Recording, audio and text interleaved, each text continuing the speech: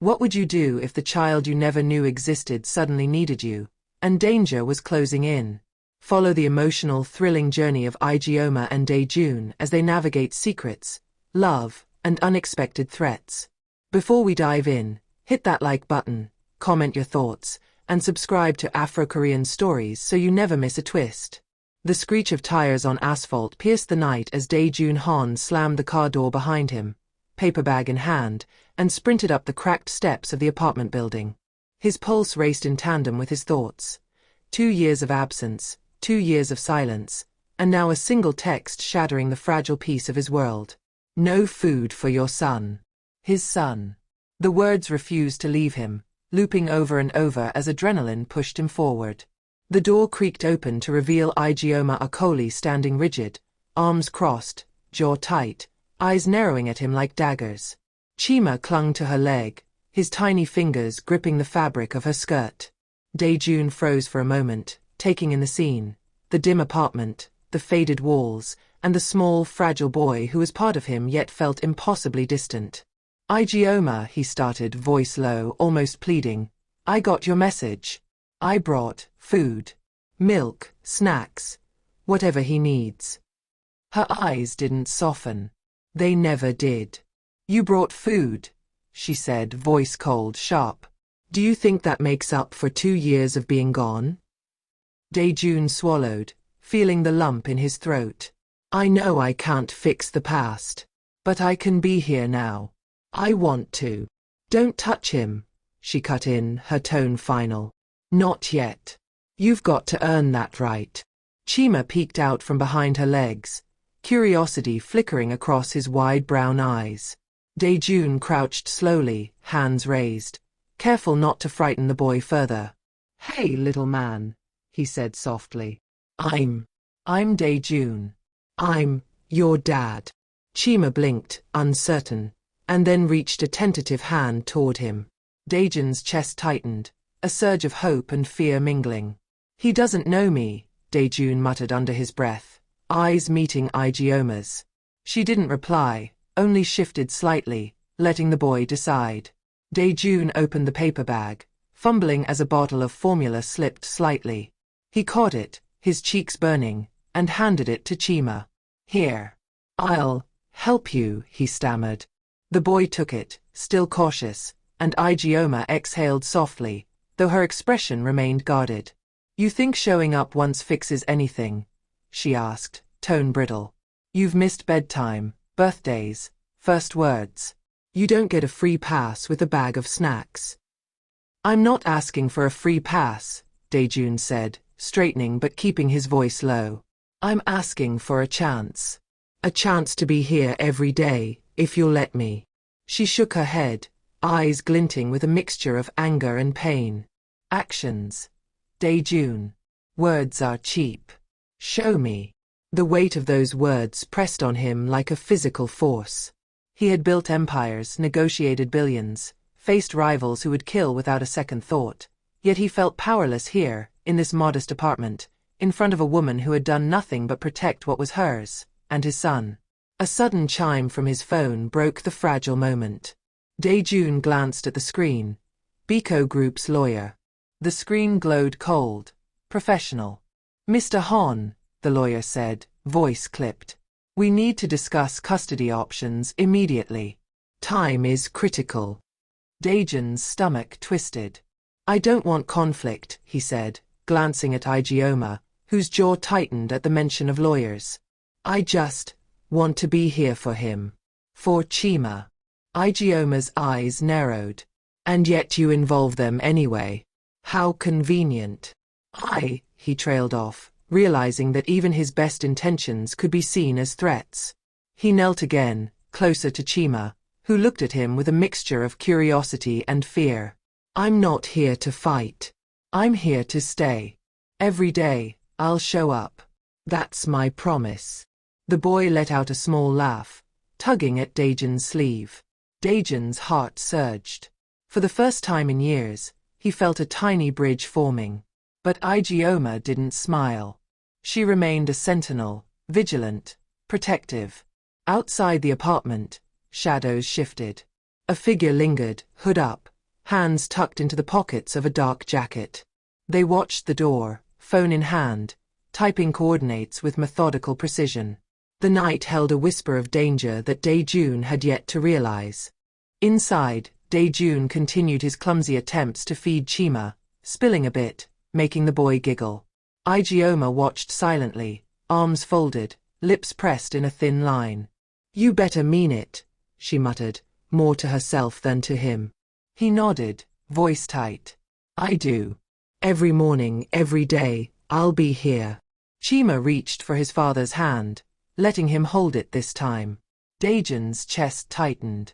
For a moment, he could almost believe they were safe. Almost. Then came a sound from the hallway, a soft click, a door opening somewhere above, shadows moving. He glanced up, his heart sinking. "Ijeoma, did you hear that?" Before she could answer, the apartment door burst open. Masked figures stormed in, rapid and violent. Ijeoma instinctively shoved Chima behind her, shielding him. Dae-jun lunged forward, but hands grabbed him, throwing him back toward the wall. Panic erupted, screams filling the small space. Chima's frightened cries tore through Dae-jun's chest. "No! Chima!" he shouted, struggling against the hands holding him. Ijeoma fought too, but the numbers were too many. Within moments, she and Chima were dragged out, disappearing into the night. Dae-jun's knees hit the floor, heart pounding, breath ragged. "No! I'm coming!" His voice echoed through the empty apartment. The paper bag of food lay overturned, its contents scattered across the floor, a stark reminder of how quickly hope could be shattered. The masked figures vanished into the dark streets, leaving Dae-jun staring at nothing. Panic, fury, and helplessness churned inside him. Questions he had tried to ignore, trust, paternity, love, now demanded answers. The night was silent again, except for Dae-jun's ragged breathing and the distant wail of sirens approaching too late. His hand clutched the empty air where Chima had been. He whispered through clenched teeth, "I will find you. I swear it." Dae-jun stumbled out into the street, his polished shoes hitting cracked asphalt, heart hammering in his chest. The night was a blur of shadows and sirens, his suit torn at the shoulder from the struggle inside. He scanned the darkness, desperate for any sign of Ijeoma or Chima. Every step, every breath was agony. "Stop! Let them go!" he shouted into the void, voice raw, shaking with rage and fear. But the only response was the echo of his own words and the distant hum of the city that seemed indifferent to his pain. His phone vibrated. A text. From Ijeoma? His hands shook as he opened it, but the message was empty. The contact number had been wiped clean. Panic clawed at him. His son. His responsibility. His failure. "Think, Dae-jun. Think," he muttered, pacing. He had dealt with boardroom crises, hostile takeovers, enemies who would kill for power, but never this. Never the helplessness of a father separated from his child. He thought back to every moment he had missed. Chima's first steps, the sound of his laughter, the small hand reaching for him.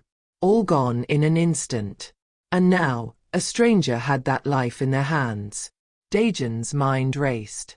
He knew who could be behind this, someone with a vendetta, someone who understood the cracks in his empire, and now understood the weak points of his heart. The rival. The man whose scarred face haunted the edges of his memories. Every instinct screamed that Ijeoma and Chima were in immediate danger. He called Mrs. Han, his mother, hoping for guidance, a plan, anything. "Mother, it's happening. They've taken them," he said, voice low and urgent, barely containing panic.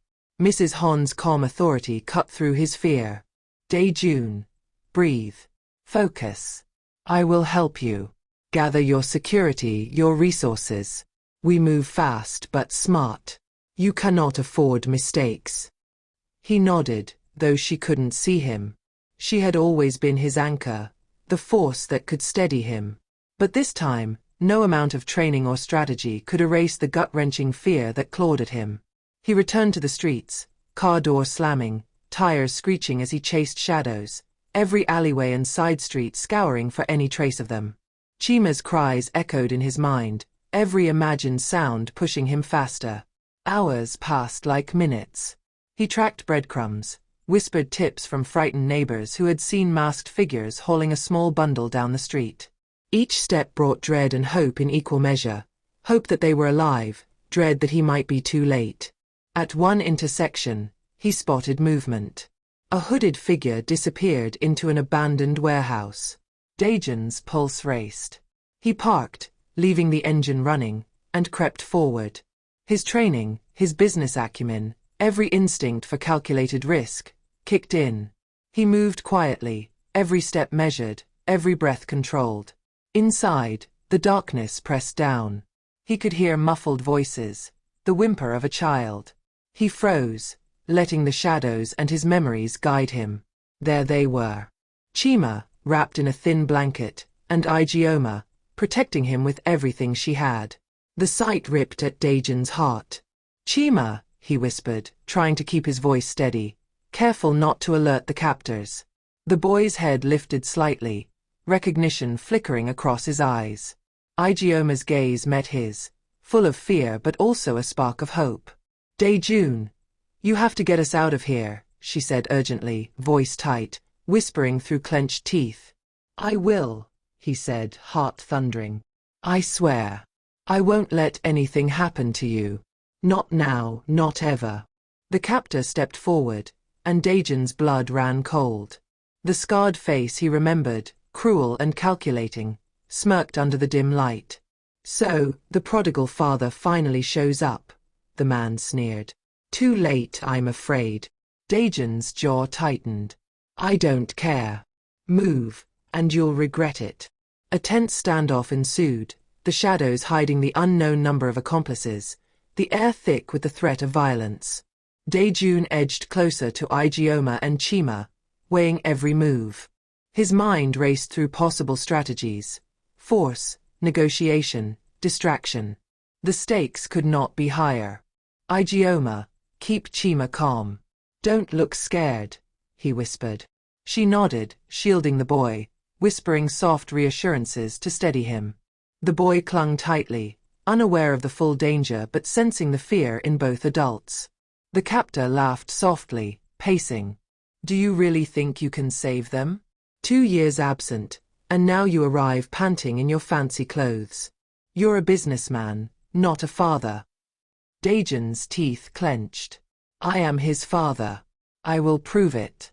No one hurts my family." A sudden sound, a misstep, a metal clink, broke the fragile silence. The captor's head turned sharply, and in that moment, Daejeon lunged. Chaos erupted. Chairs overturned, a brief scuffle, and in the confusion, Ijeoma seized an opportunity, nudging Chima behind her and moving toward an exit. Daejeon followed, fists ready, every sense on high alert. He felt every second stretch, a tense mix of fear, adrenaline, and desperate determination. They were so close. So tantalizingly close to freedom. But the captor was clever, anticipating their moves. He blocked the path, dragging a weapon from his side. "Going somewhere," he hissed. Daejeon froze, every muscle taut, calculating, but his heart leapt at the thought of Chima's small hand in his. This fight was not for power, not for money. It was for life, for love, for the family that had almost been lost forever. He took a deep breath, steadying himself. "You're wrong," he said, voice low but firm. "I am his father, and I will not let you take him from me." The captor sneered, but before he could strike, a loud noise erupted outside. Siren wails, footsteps, and the sound of vehicles approaching. The momentary distraction gave Daejeon a sliver of advantage, a chance to push forward and grab Chima. Ijeoma's eyes met his again, a spark of hope shining through her fear. "Go! Get him out!" she shouted. Daejeon grabbed the boy, holding him close. His heart pounded, each beat a reminder of the stakes. This was no longer about words or promises. It was about action, courage, and unbreakable determination. Daejun's mind raced as he pressed forward through the warehouse, every step calculated, every movement precise. Chima clutched his sleeve, tiny fingers digging in as though afraid to let go. "I'm here, Chima. I've got you," he whispered, feeling the boy's small body tremble against him. His own pulse hammered in rhythm with the frantic steps echoing across the concrete floor. Ijeoma moved beside them, tense, alert. "Daejun, be careful. They know every corner." Her voice trembled, though her eyes were sharp, scanning for any opening. Fear mixed with determination in her every movement. The scarred captor's smirk reappeared from behind a stack of crates. "You think you can just waltz in and take them?" he hissed. His tone was venomous, laced with mockery. 2 years gone, and now you arrive, ready to risk everything? Pathetic. Daejun's jaw tightened. "I don't care what you think. I care about my son. And I'm not leaving without him." A sharp movement from the captor, and a second masked figure emerged from the shadows, cutting off their escape. Ijeoma stepped protectively in front of Chima, arms outstretched, shielding him. Her courage was palpable, but so was her fear. Daejun tightened his grip on Chima and stepped forward. "Move, and you'll regret it. I swear it." His voice carried authority, a dangerous edge that even the masked accomplices sensed. The room erupted in chaos as the captors lunged. Daejun dodged, his training kicking in, instincts honed from years of calculated precision in business battles now repurposed for life and death. He slammed a metal crate into the path of one attacker, the sound deafening in the enclosed space. Chima squealed, hiding his face in Daejun's chest. "Daejun, we can't fight them all," Ijeoma hissed, urgency cutting through her fear. She darted toward a side door, grabbing Chima and motioning for him to follow. "Stay close," Daejun shouted, lunging to intercept another masked figure. He blocked a swinging arm with his forearm, felt the sting of impact, and retaliated with a swift punch, his mind laser-focused on one goal: get them out alive. They moved as a unit, hearts pounding, footsteps echoing on the concrete. Every corner they turned revealed another shadow, another obstacle. But Daejun refused to yield, driven by an intensity he had never felt in boardrooms or business negotiations. This was raw, primal, a fight for family. They reached a narrow stairwell, the only exit in sight. Daejun pressed himself against the wall, checking that Chima was safe. "Almost there, Chima. You're doing great," he whispered, attempting calm in a situation screaming chaos. Ijeoma's gaze met his for a fleeting second. "Don't let them take him," she said, voice cracking with emotion. "I've fought too long to lose him." Daejun felt a pang in his chest, guilt mingling with determination. "I won't," he said firmly. "I promise." The captors, realizing the escape was imminent, increased their efforts. One of them swung a metal pipe, narrowly missing Daejun, the sound of impact reverberating off the walls. Daejun shoved Chima and Ijeoma behind him, blocking another strike, teeth gritted, muscles taut. The boy clung to his neck, terrified, and Daejun whispered reassurances through gritted teeth. "Stay with me, Chima. Look at me. You're safe with me," he murmured, sweat dripping down his forehead, mingling with the grime of the warehouse floor. Finally, the stairwell door appeared. Light from the outside cut through the darkness, a beacon of hope. Ijeoma pushed forward, pulling Chima along. Daejun covered their retreat, fists ready, every nerve screaming alert. One last masked figure lunged, but Daejun sidestepped, delivering a calculated strike that sent the attacker sprawling. They spilled into the night air, cold and bracing.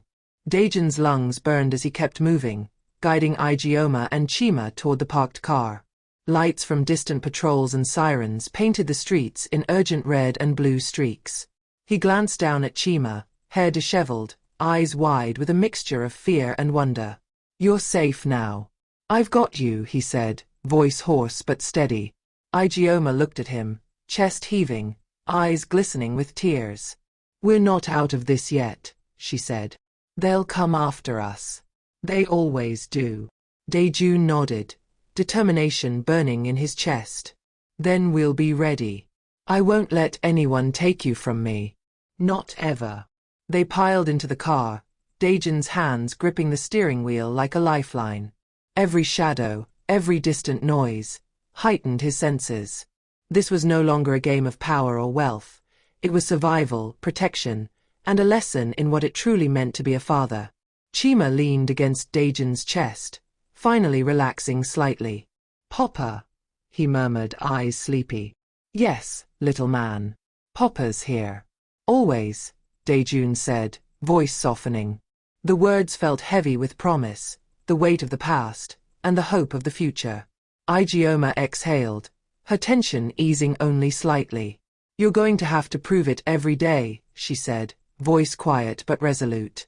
Actions, not words. Daejun nodded, gripping the wheel tighter. Every day, he echoed. The promise was not empty. It burned within him, driving every decision, every move. The night stretched ahead, uncertain and dangerous.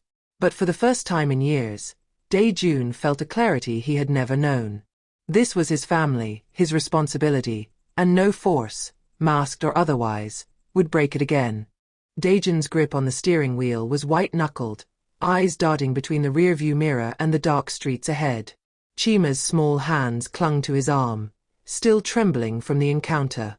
Ijeoma sat beside them, jaw tight, scanning every shadow as if expecting danger at every corner. They won't give up, she said softly, voice strained. Not now. Not ever. I know, Daejun said, voice low, almost a growl. But I'm not letting them take you. Not either of you. Ever. They drove in silence for several blocks, the distant wail of sirens fading into the city's night. The adrenaline was beginning to drain, leaving a heavy exhaustion in its wake. Daejun's thoughts raced. Who had orchestrated this? How had they found them so quickly?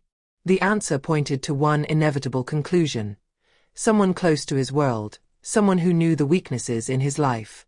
Daejun. Ijeoma's voice broke through, soft but urgent. We need a safe place. Somewhere they won't think to look. He nodded, thinking quickly. There's an old family estate outside the city. Abandoned, but secure.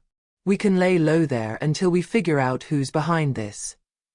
Chima stirred, rubbing his eyes sleepily. Papa. His voice was small, almost vulnerable, and Daejun's chest tightened. I'm right here, Chima. Always, he whispered, glancing at Ijeoma. Her eyes softened for a brief moment, but the tension never left her shoulders. She was protective, fierce, and she had every right to be wary. The drive to the estate was tense, filled with glances over the shoulder, sudden stops at intersections, and silent prayers whispered under Daejun's breath. Every sense was on high alert. When they finally arrived, the estate loomed like a ghost of another life, silent, imposing, and seemingly safe. They stepped inside cautiously. Dust coated the furniture, and the air smelled of mildew and disuse, but it was quiet. Too quiet. Ijeoma immediately set Chima down, letting him run ahead to inspect the rooms. Be careful, she warned, eyes darting to every corner. They could be anywhere. Daejun followed, surveying the estate, noting possible entrances, exits, and hiding spots.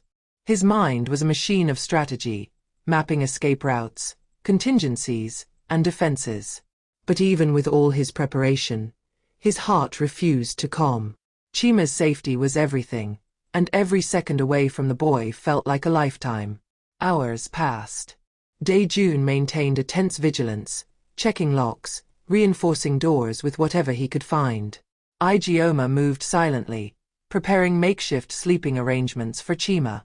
It was a temporary haven, but he knew it wouldn't be enough if their enemy was resourceful. Night deepened, and exhaustion threatened to overtake them. Chima finally drifted to sleep in a corner of the main hall, exhausted but safe for the moment. Daejun sat nearby, head in hands, replaying the night's events. Rage and helplessness warred within him, fueling his determination. I should have been here, he muttered, voice hoarse. Every day. Every single day. I missed too much. Ijeoma approached, her eyes soft but wary. You can't change the past, Daejun. You can only fight for the future. Right now, it's about keeping him alive. Her words hit him like a physical force, grounding him. He lifted his head, eyes meeting hers. I will, he said firmly. I swear I will never let anything happen to him. Or to you. For a brief moment, the tension lifted, replaced by a fragile sense of unity. But in the shadows beyond the estate, the world remained dangerous. A soft click echoed from the outer gate, a lock disengaging. Daejun's eyes snapped toward the sound, heart pounding. Ijeoma, move Chima now. But before they could react, the door burst open. Masked figures, silent and efficient, swarmed the estate.